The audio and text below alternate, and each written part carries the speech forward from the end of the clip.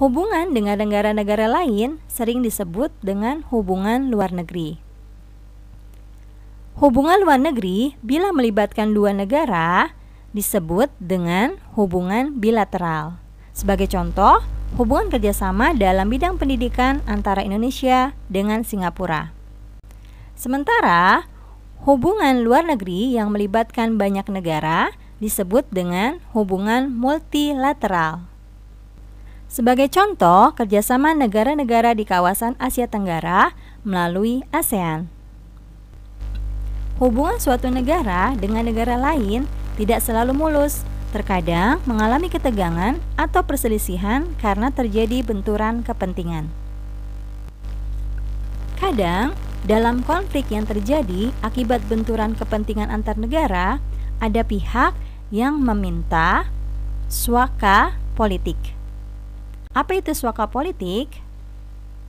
Yaitu permintaan perlindungan dari suatu negara karena keselamatan seseorang atau sekelompok orang merasa terancam di suatu negara. Perselisihan antara kedua negara tersebut dapat berujung pada perang. Namun, seringkali kedua negara memilih jalan diplomasi untuk menghindari terjadinya perang. Nah, apa itu diplomasi? Yaitu lawan bicara diajak bicara, saling menghormati, membangun saling pengertian, berunding, dan juga bermusyawarah. Pencapaian kepentingan nasional bangsa Indonesia tidak lepas dari pengaruh lingkungan internasional. Perjuangan untuk mencapai kepentingan nasional dengan demikian tidak saja dilaksanakan dalam lingkup domestik, tetapi juga dalam lingkup internasional. Suatu bangsa untuk itu harus merumuskan politik luar negeri sebagai kerangka atau arahan dalam memperjuangkan kepentingan nasional dalam lingkup internasional. Politik luar negeri harus dilandasi oleh prinsip dan pandangan tertentu sehingga bangsa Indonesia dapat mengambil sikap dan tindakan dalam menghadapi perkembangan situasi dunia.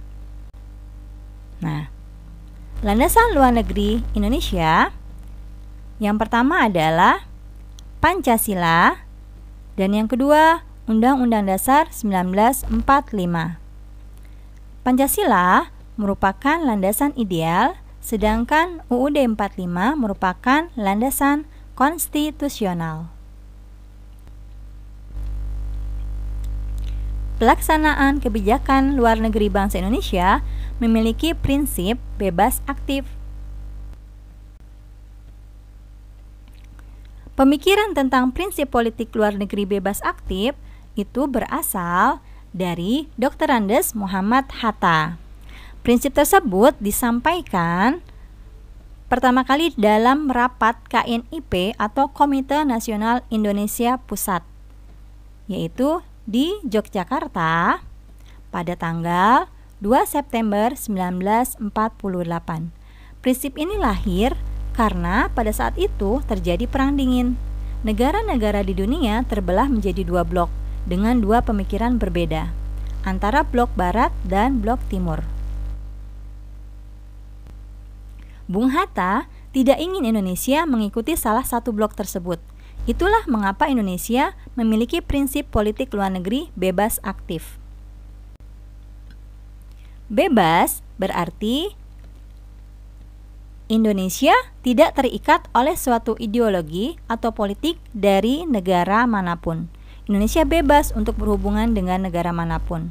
Sementara aktif berarti Indonesia giat meningkatkan hubungan persahabatan dan kerjasama baik regional maupun internasional. Indonesia turut aktif bekerja untuk kepentingan bersama. Peran serta dalam percaturan internasional. Setelah Republik Indonesia tegak berdiri, Indonesia bergerak keluar membantu negara-negara Asia Afrika memperoleh kemerdekaan mereka melalui Konferensi Asia Afrika atau KAA di Bandung pada tanggal 18 sampai 24 April 1955. Indonesia juga ikut serta dalam melahirkan Gerakan Non-Blok atau GNB pada tahun 1961. Genbei ini lahir sebagai tanggapan atas semakin meningkatnya ketegangan dalam Perang Dingin antara blok Barat dan blok Timur. Kemudian, Indonesia juga berperan serta sebagai anggota Perserikatan Bangsa-Bangsa atau PBB dalam menciptakan perdamaian dunia, antara lain melalui pengiriman pasukan perdamaian dengan nama Misi Garuda. Perjuangan menentang penjajahan hingga kini belum selesai. Palestina misalnya, Indonesia ikut memperjuangkan kemerdekaan Palestina antara lain melalui Organisasi Konferensi Islam atau OKI. Politik luar negeri Indonesia tentu tidak hanya bergerak dalam bidang politik dan keamanan, melainkan juga dalam bidang-bidang lain, baik dalam skala regional maupun internasional. Tujuannya adalah untuk memajukan kesejahteraan umum sesuai amanat pembukaan Undang-Undang Dasar. Pada tahun 1967, Indonesia ikut mendirikan Perhimpunan Bangsa-Bangsa Asia Tenggara atau ASEAN. Pendirian ASEAN ini ditandai dengan penandatanganan Deklarasi Bangkok yang ditandatangani oleh Menteri Luar Negeri dari 5 negara. Kini ASEAN beranggotakan 10 negara. Indonesia juga aktif dalam berbagai forum kerjasama ekonomi dunia. Forum-forum ini antara lain adalah Organisasi Negara Pengekspor Minyak atau OPEC, juga Organisasi Perdagangan Dunia atau WTO, dan Forum Kerjasama Ekonomi Asia Pasifik atau APEC, dan lain-lain. Peranan Departemen Luar Negeri. Yang pertama adalah perwakilan diplomatik. Berdasarkan hukum internasional, hubungan antar negara dilakukan dengan mengadakan pertukaran perwakilan diplomatik. Pertukaran perwakilan diplomatik dilakukan dengan menempatkan pejabat atau aparat pemerintah untuk menangani segala urusan dan kepentingan negara pengirim di negara penerima. Nah, pejabat seperti ini disebut dengan diplomat. Tingkatan tertinggi dalam perwakilan diplomatik adalah duta besar. Duta besar diangkat oleh kepala negara dan bertugas memimpin kedutaan besar di luar negeri. Pada umumnya, kantor kedutaan besar berkedudukan di ibu kota negara penerima. Apa saja tugas diplomat? Yang pertama adalah mewakili negaranya untuk meningkatkan hubungan bilateral kedua negara. Lalu yang kedua, melindungi warga negaranya di negara tempat ia bertugas. Yang ketiga, memelihara dan meningkatkan hubungan internasional dengan perwakilan negara lain. Lalu yang keempat, mengirimkan laporan secara berkala kepada pemerintahannya mengenai keadaan politik, ekonomi, teknologi di negara ia bertugas.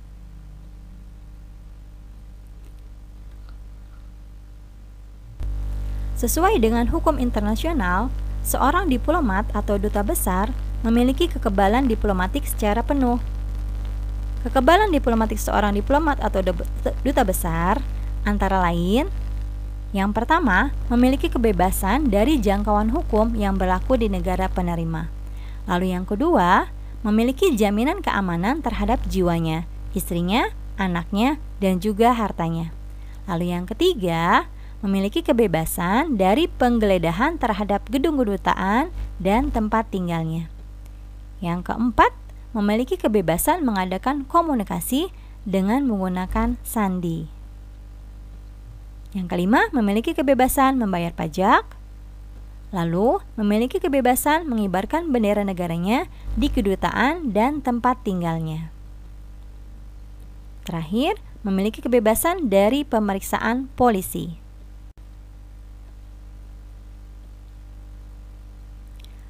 Fungsi perwakilan diplomatik. Yang pertama adalah mewakili kepentingan negara pengirim di negara penerima. Lalu, melindungi kepentingan negara pengirim dan warga negaranya di negara penerima. Selanjutnya, mengadakan persetujuan dengan pemerintah dari negara penerima. Memberikan laporan secara berkala tentang keadaan dan perkembangan di bidang ekonomi, militer, ilmu pengetahuan di negara penerima. Dan terakhir, meningkatkan kerjasama kedua negara di berbagai bidang, seperti bidang perdagangan dan pendidikan.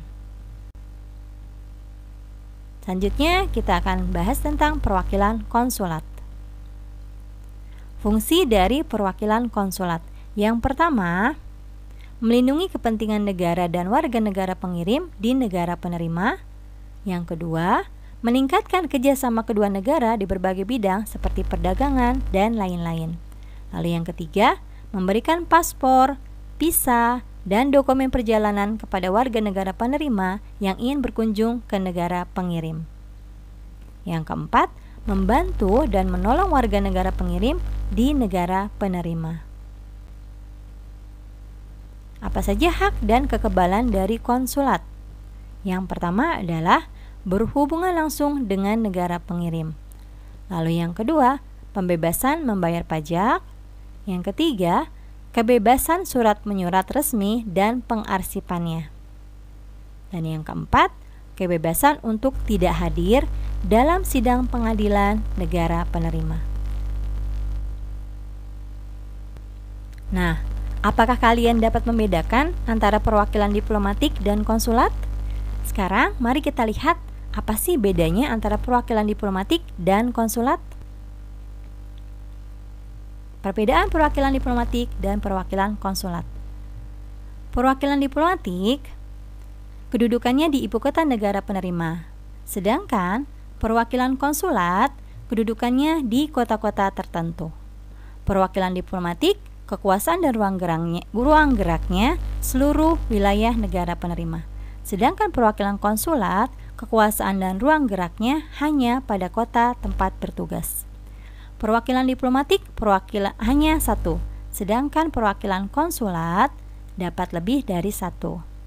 Perwakilan diplomatik memiliki hak kekebalan penuh, sedangkan perwakilan konsulat memiliki hak kekebalan terbatas. Dan perwakilan diplomatik memiliki surat kepercayaan yang ditandatangani oleh kepala negara, sedangkan perwakilan konsulat memiliki surat pengangkatan yang ditandatangani oleh Menteri Luar Negeri. Dan perwakilan diplomatik sebelumnya harus mendapat persetujuan lebih dahulu secara tertulis atau lisan dari negara penerima.